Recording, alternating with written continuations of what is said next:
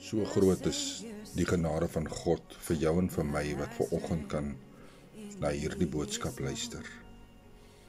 En dis nie die boodskap wat die klem dra nie, maar die klem op die feit dat jy is nog 'n dag in hierdie nuwe jaar gegee.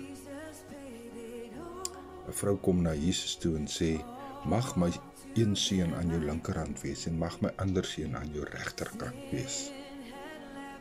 En Jesus sê vir haar, dis nie aan my geoorloof nie, maar aan die een wat lewe gee. Die een wat jou in hierdie nuwe jaar 'n dag gegee het, en dis God Abba Vader. Ons moet besef dat enige dag, op enige tyd is aan niemand geoorloof nie. Maar of dit die wil van God is vir jou om hierdie dag in te gaan, is dit 'n blessing.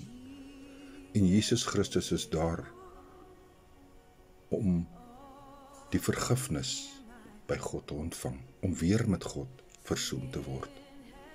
En mag hierdie boodskap vandag vir jou soveel beteken, dat jy ook, as jy nog nie jou weg, as jy nog nie in 'n verhouding, as jy nog nie nederig en dankbaar is vir Jesus nie en God Abba nie, dat jy ook dit sal ervaar in hierdie nuwe jaar, hierdie nuwe dag in die nuwe jaar wat die Here vir jou geskep het. Die gedeelte wat die Here op my hart gelê het is Matteus 20 van 17 tot 28 en gelees gerus hierdie stuk deur. Maar die groot gedeelte daarvan wat ek met u wil deel. Hy sê, en elkeen wat onder julle die eerste wil word, moet julle diensknegte wees.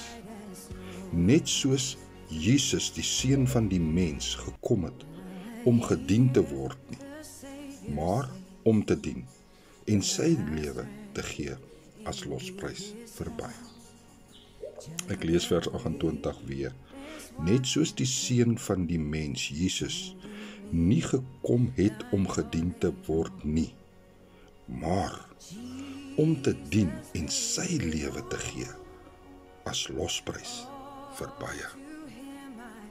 Weet jy, ons het almal so klomp nuwejaarsvoorneme. Maar ons nuwejaarsvoorneem, een van hulle, die mees belangrikste moet wees, dat ek die Here Jesus Christus in my lewe sal hê in hierdie nuwe jaar.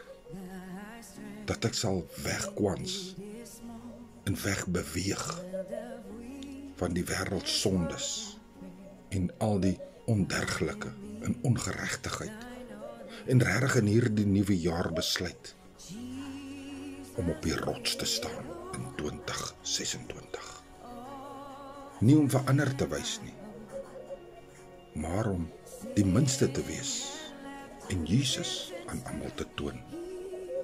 Ek wil hierdie boodskap by jou laat vanoggend. Die voëls is opgewonde vir hierdie nuwe jaar wat voorlê. En God voed hulle vanoggend. Reg oor die wêreld voed God hierdie voëls. En hy sê, julle moet wees soos hierdie voëls. Wag op die voeding, aanvaar die voeding, wees bly oor die voeding van God in sy seun Jesus Christus, wat die brood van die lewe is. Ek groet u, pastoor Gary Brood en Water, 5 minute woordbediening in die lieflike naam van Jesus.